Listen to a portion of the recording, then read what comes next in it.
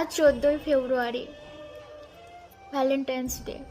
আজকের এই দিনে একে অপরকে কত মানুষ প্রতিশ্রুতি দেবে।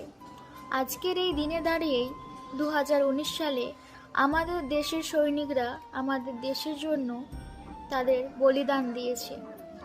কত মায়ের কোল খালি হয়েছে, কত স্ত্রী প্রেমিকার ভালোবাসা হারিয়েছে, কত সন্তান তাদের পিতা হারিয়েছে।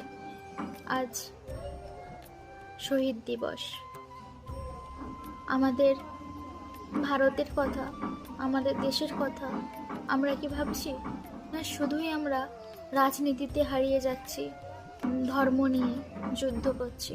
আমাদের এই দেশের মধ্যেই কত কিছু ভাগ হয়ে যাচ্ছে, কিন্তু আমরা দেশের জন্য কিছু করতে পারছি না।